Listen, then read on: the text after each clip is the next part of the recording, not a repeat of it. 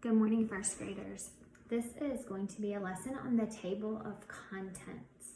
The definition of a table of contents is a list of divisions, chapters, or articles, and the pages on which they start.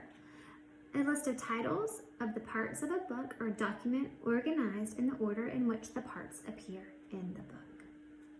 You will find a table of contents in nonfiction stories, nonfiction books.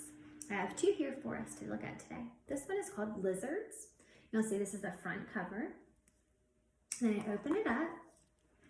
These are the bookends. The next page is going to be the title page, and this is how it is in most stories.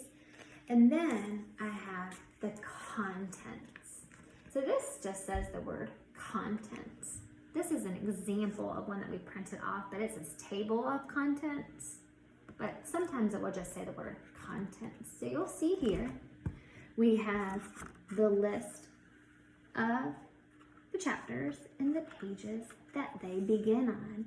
So it goes from 3 to 4. So the first one's on page 3, the next one's on page 4, but then it skips to 6. So this one is 4 and 5. Same thing with this one, it says 6 and then 8. So this is 6 and 7. Sometimes the chapters will be much longer, especially in larger books. This is an example of the one from Lizards. And here's another one called Eggs and Chicks. It's located in the same spot.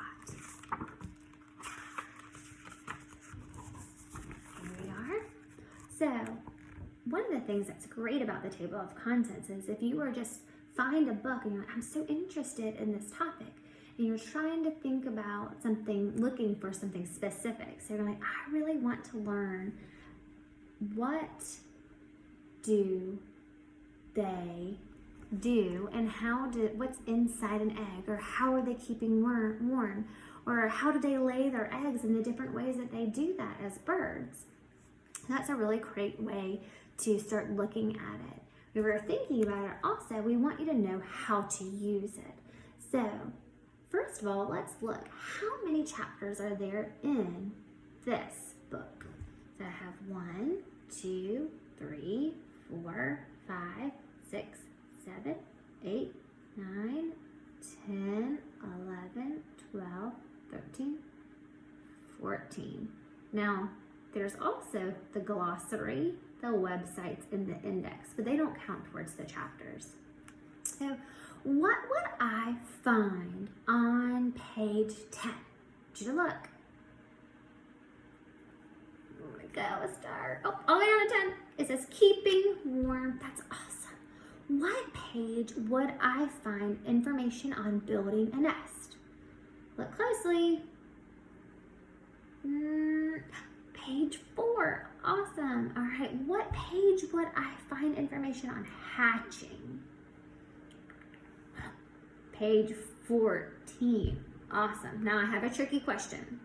What information would I find on page 11? So let's start at the top. So now I'm getting to 11. 3, 4, 6, 8, 10. Then it goes to 12. So remember what we said. Some chapters have more than one page. So 11 is still in between. So it would still be information about keeping warm. Wonderful. Let's take a look at our lizard book.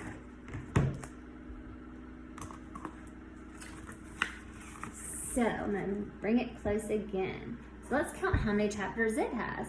1, 2, 3, 4, 5, 6, 7, 8, 9, 10, 11, 12, 13, 14. And then it has the glossary, websites, and index as well. So what page would I find information on baby lizards? Page 28. I'm searching. Nope. Oh, there's baby lizards. Awesome. Okay, what about warming up? How do lizards stay warm? What chapter would I find that on? 4. Warming up. So what page would I find laying eggs? Lay eggs. Oh, right here. 26? Awesome. What's that? Couple more questions.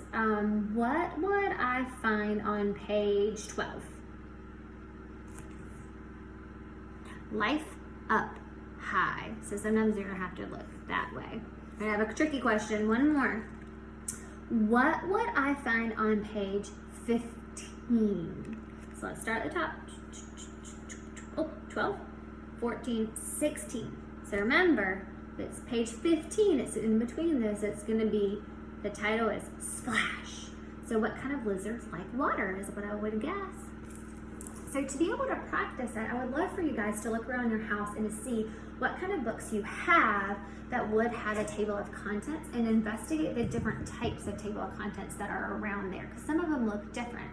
Even some of Mom and Dad's chapter books, some of your chapter books that are not even nonfiction might have table of contents as well for you to be able to just kind of investigate a couple of different ones. So to practice this on Sycamore, there is a table of contents question card work. And so that is on the at-home learning spot, at-home learning language folder on Sycamore under the documents. And there's something called specifically table of contents question cards. So what that is there's two sample ones kind of similar to this. And then you will have 6 individual questions to answer about each card in a similar way that we did during our lesson. So that's one way that you can practice this. If you have something else and want to get that approved by your teacher, that's okay too. But I hope you guys enjoyed learning about the table of contents, and I hope it helps you out when you're doing your research.